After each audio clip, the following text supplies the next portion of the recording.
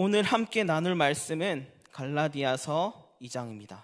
저와 우리 성도님들이 한 절씩 교독하신 후에 마지막 절은 함께 읽도록 하겠습니다. 제가 먼저 읽도록 하겠습니다. 14년 후 내가 바나바와 함께 디도를 데리고 다시 예루살렘에 올라갔더니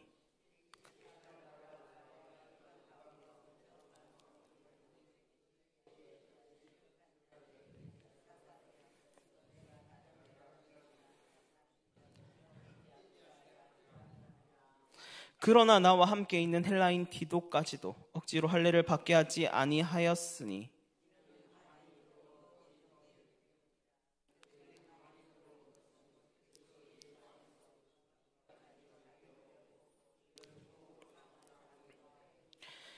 그들에게 우리가 한시도 복종하지 아니하였으니 이는 복음의 진리가 항상 너희 가운데 있게 하려 함이라.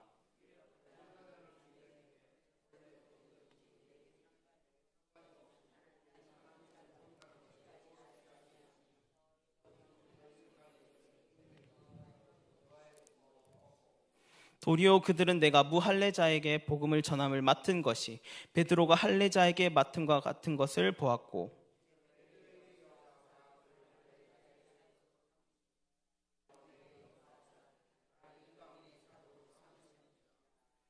또 귀둥같이 여기는 야고보와 게바와 요한도 내게 주신 은혜를 알므로 나와 바나바에게 친교의 악수를 하였으니 우리는 이방인에게로 그들은 할례자에게로 가게 하려 함이라.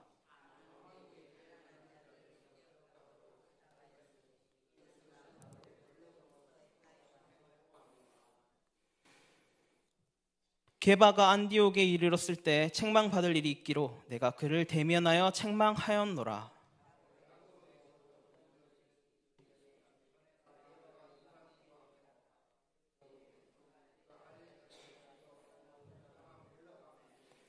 남은 유대인들도 그와 같이 외식함으로 바나바도 그들의 외식에 유혹되었느니라.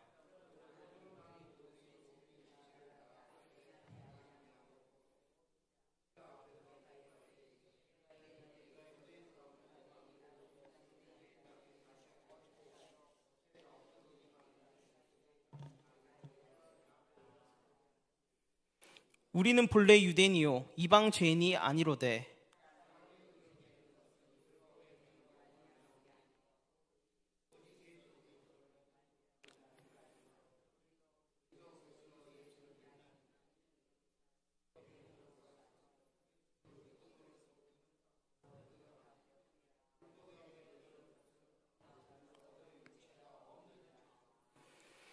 만일 우리가 그리스도 안에서 의롭게 되려 하다가 죄인으로 드러나면 그리스도께서 죄를 짓게 하는 자냐? 결코 그럴 수 없느니라.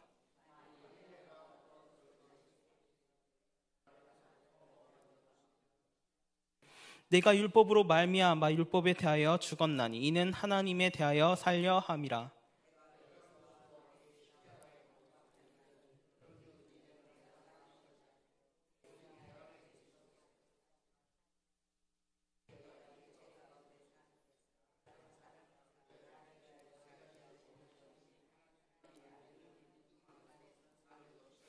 다 같이 읽겠습니다.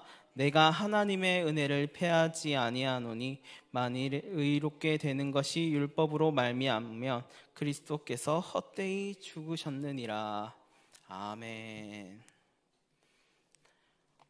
오늘 우리가 함께 볼 갈라디아서 2장에는 이 유대주의자들의 눈치를 보던 베드로의 이야기가 나옵니다.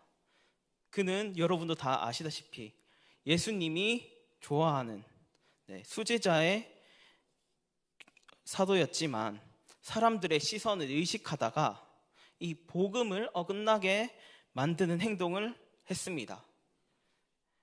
바울은 그를 공개적으로 책망하고 이 복음은 눈치를 보는 것이 아니며 이 눈치 보며 지키는 진리가 아니라고 말합니다.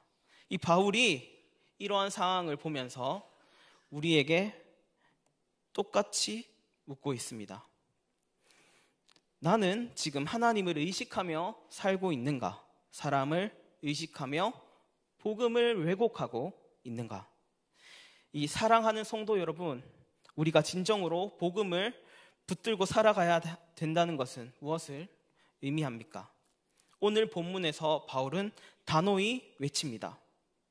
이 사람이 의롭게 되는 것은 율법의 행위가 아니요 오직 예수 그리스도를 믿는 믿음으로 말미암는다. 이 말씀은 단지 하나의 학문적, 신학적 논리가 아닙니다.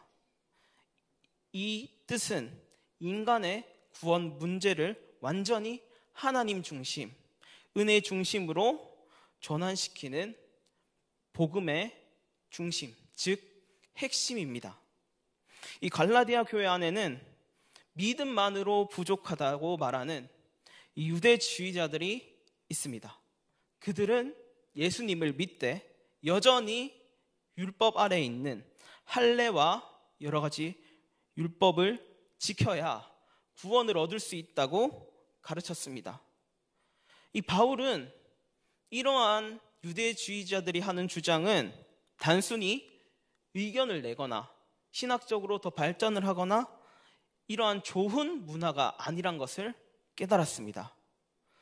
유대주의자들이 하는 그 할례와 율법을 다시 전한다는 것은 복음 자체를 무너뜨리고 복음 자체를 흐리게 만들며 이 귀한 하나님의 뜻을 왜곡해 하는 시도였으며 예수 그리스도의 십자가를 헛되게 만드는 행위였습니다.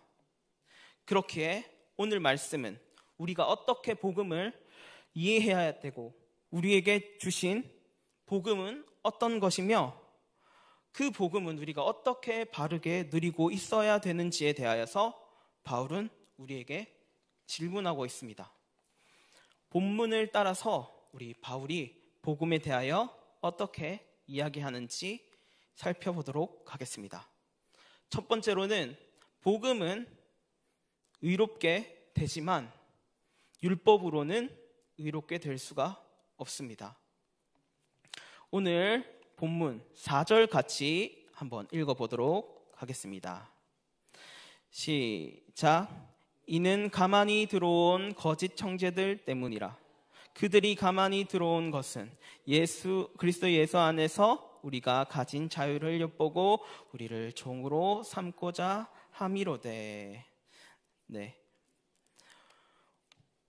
아까 전에 읽은 4절 말씀에는 이 거짓 형제들에게는 자유함이 없으며 똑같이 구속된 삶을, 속박된 삶을 살고 있다고 이야기합니다. 예수님께서 주신 구속이 아니라 이 율법이 주는 속박에 아직까지 얽매여 있으며 그렇기에 나뿐만 아니라 다른 사람도 율법으로 얽매이게 하는 그 모습을 가지고 있습니다. 하지만 이 복음을 가지고 있는 사람들은 그런 속박과 얽매임에 자유함을 누리게 됨을 바울은 알려줍니다. 특히 바울은 스스로를 표현했을 때도 유대인 중에 유대인이었고 누구보다도 율법에 대해서 많이 알았으며 당대 최고의 학자였던 자의 수제자이기도 했으며 그리고 의롭다 여길 만큼 도덕적으로도 흠이 없었습니다. 또한 열정도 있었기에 유대인들 중에서 그를 유대인스럽지 않다고 이야기하는 사람은 한 명도 없었습니다. 그러나 그 바울이 예수 그리스도를 만난 이후에는 그 자기가 원래 생각하던 가치가 깨어짐을 깨달았습니다. 특히 율법으로 열심히 지켰던 바울은 이제 율법으로는 누구도 의롭게 하심을 받을 수 없다는 사실을 깨달았습니다. 율법은 그리고 율법의 행위는 거룩하나 이 죄로 물든 인간은 율법을 완벽하게 이룰 수 없기에 율법은 우리를 정죄할 수 있는 역할을 한다고 이야기했습니다. 그렇기에 우리는 율법보다 다른 가치에 대하여서 그 가치를 깨달아야 된다라고 이야기합니다. 특히 바울이 깨달았던 가치, 오직 예수 그리스도의 의, 그분의 십자가에서 완성된 구속, 즉 은혜만이 죄인을 의인이라고 선언할 수 있습니다. 이것은 이신칭의입니다. 이것은 루터가 교회가 서로 무너지는 진리라고 말했습니다. 한마디로 사람이 자기의 행위로는 하나님 앞에 설 수 없다는 전적인 부패라는 고백 위에 하나님의 은혜로만 의롭다함을 받는다, 전적인 은혜의 선언이 더해집니다. 이는 우리를 무너뜨리고 다시 동시에 살리는 하나님의 은혜의 복음입니다. 어떻게 보면 복음은 인간이 스스로 노력해서 얻는 부분이 아니라는 것이 불공평해 보일 수 있습니다. 하지만 인간은 전적인 부패함으로 선한 것을 분별할 수가 없으며 선한 방향으로 나아갈 수도 없습니다. 그렇게 사실은 율법으로는 정말 하나님께서 그렇게 사용하지 말라고 정말 좋은 뜻으로 주셨지만 우리는 그 율법을 제대로 누릴 수가 없습니다. 하나님은 율법을 주셨을 때 남을 정죄하려고 율법을 주시는 것이 아니라 자기 자신을 행동하여 돌아보고 절제하고 그 상황에 대해서 이 하나님을 바라보게 만드는 그것이 율법의 핵심이었습니다. 하지만 오늘 말씀에 율법에 나타나는 것은, 오늘 말씀에 나타나는 율법은 올바르게 사용되지 않음을 보여줍니다. 다른 사람을 정죄함에 사용되었고 또한 스스로 열등감 속에 빠지게 하였으며 더 나아가서 허무주의로 나아가게 한다는 것입니다. 하나님은 율법을 지키는 사람들에게 특히 율법을 외식의 도구로 사용하지 말라고 했습니다. 기억해야 될 것은 율법은 나쁘다라는 것이 아닙니다. 율법도 나쁘게 사용된다면 복음을 흐리게 보이게 한다는 부분입니다. 당연히 율법, 행동도 중요하지만 그 행동에 앞서서 우리는 이 복음을 먼저 붙들어야 됩니다. 그리고 그 복음이 어디에서 나오는지, 이 복음이 왜 율법보다 중요한지, 이 율법은 어떠한 한계가 있는지 우리는 알고 있어야 됩니다. 나의 행위가 아니라 율법을 지킴으로써 구원을 얻는 것이 아니라 예수 그리스도를 구주로 고백함으로 십자가에 못 박히시고 3일 만에 부활했다는 것을 믿는 그것이 우리는 가장 먼저 지켜야 될 복음입니다. 이 두 번째로는 진정한 복음은 우리를 새롭게 합니다. 예수님께서 십자가에 못 박히셔서 나의 죄를 사해 주시는 사건을 통해서 우리는 악한 옛 모습을 벗어버리고 새롭고 거룩한 나로 나아가야 합니다. 그렇게 우리 갈라디아서 유명한 구절인 16절 다 같이 한번 우리 읽어보도록 하겠습니다. 시작. 사람이 의롭게 되는 것은 율법의 행위로 말미암음이 아니요 오직 예수 그리스도를 믿음으로 말미암는 줄 알므로 우리도 그리스도 예수를 믿나니 이는 우리가 율법의 행위로서가 아니고 그리스도를 믿음으로써 의롭다함을 얻으려 함이라. 율법의 행위로서 의롭다함을 얻은 육체가 없느니라. 아멘. 오늘 16절에 보시면 율법으로는 의롭다함을 얻지 못한다라고 이야기합니다. 이 바울은 복음이 이 사람을 새롭게 한다는 것은 우리 그냥 지식적으로 지금 이야기하고 있는 것이 아니라 이 바울은 이 내가 그리스도와 함께 십자가에 못 박혔나니라는 표현을 통해서 우리 지식을 넘어서 신자의 삶에 대해서 이야기를 합니다. 이 복음은 단지 제 용서를 위한 지식이 아니라 이 개인의 존재의 죽음과 부활을 요구합니다. 나 중심으로 살았던 인생이 마침표가 찍어지고 그 마침표가 찍어진 삶 속에서 다시 그리스도 예수가 사시는 삶이 시작된다라고 이야기합니다. 이 고백은 우리가 과연 누구인가에 대한 정체성을 바꿉니다. 더 이상 나는 나 자신을 위해서 사는 자가 아닙니다. 더 이상 내 공로나 업적을 그리고 의를 추구하지 않습니다. 나는 그리스도와 함께 죽었고 이제 그리스도 안에서 다시 새롭게 태어난 자입니다. 이 바울이 이야기하는 것은 진정한 복음은 이 죽음과 부활을 통해서 그리스도와 연합되었다는 것을 이야기합니다. 우리는 종종 이 진리에 대해서 머리로는 알지만 삶에 대해서 부인합니다. 우리가 행위로서 더 인정받으려고 할 때, 내가 잘하고 있을 때만 구원의 확신을 느끼고 실패하면 하나님 앞으로 나아가지 못할 때, 우리는 십자가를 믿는다고 말하면서도 여전히 율법 아래 있는 삶을 살고 있다는 것입니다.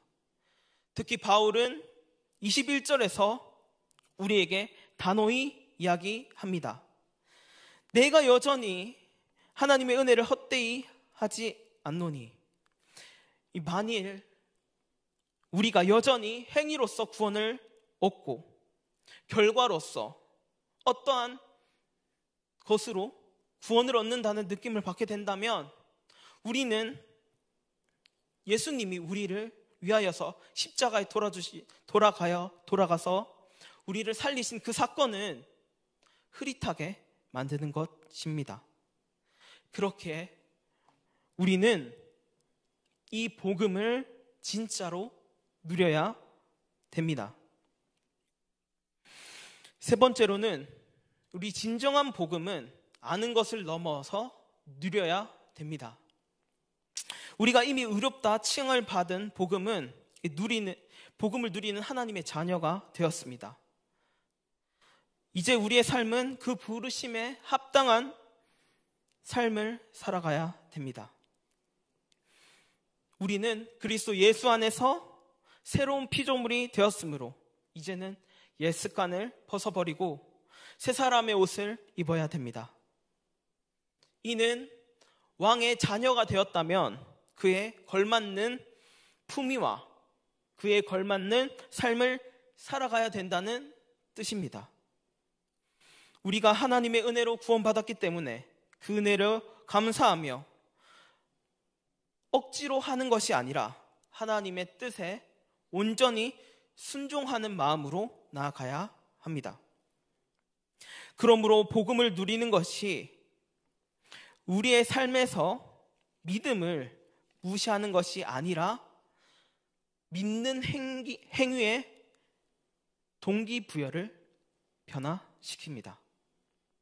율법의 행위로 의로워지려는 자기의 의가 아니라 이미 의롭게 된 자로서 하나님께 영광을 돌리고 이웃을 사랑하려는 은혜의 열매로 선한 행실로 나타나야 된다는 것입니다.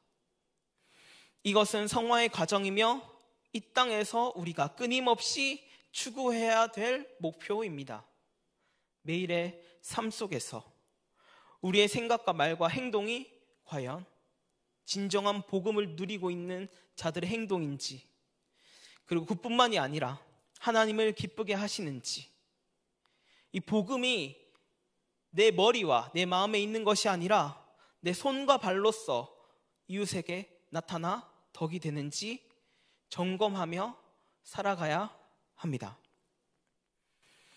말씀을 마무리하도록 하겠습니다. 믿음 없이 율법을 지키는 행위로만 구원을 받을 수 없습니다.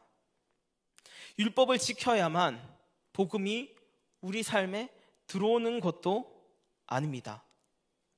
복음은 예수 그리스도로 충분합니다. 예수님은 우리 죄를 대신하여 죽으셨고 우리를 의롭게 하시기 위하여 부활하셨습니다. 이제 우리는 그 안에서 완전히 새 사람이 되었고 더 이상 율법 아래에 있는 자들이 아닙니다. 우리의 자랑은 오직 예수 그리스도 십자가 뿐입니다. 우리는 복음을 기억해야 됩니다. 복음은 우리의 죄인된 옛사람을 완전히 죽이고 그리스도 예수의 복음을 누리는 새 사람으로 새롭게 살게 하는 능력입니다. 이 바울이 고백이 오늘 우리의 고백이 되기를 소망합니다. 이제 내가 사는 것이 아니요 오직 내 안에 그리스도께서 사시는 것이라.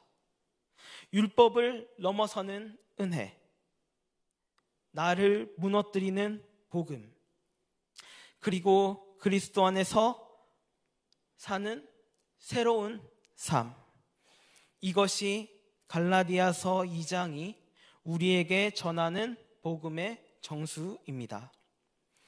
오늘 말씀으로 우리의 신앙이 다시 예수 그리스도의 한 분만으로 충분하다는 믿음 위에 굳게 서가는 하루가 되시기를 간절히 소망합니다. 이 시간 다 함께 기도의 자리로 나아가겠습니다.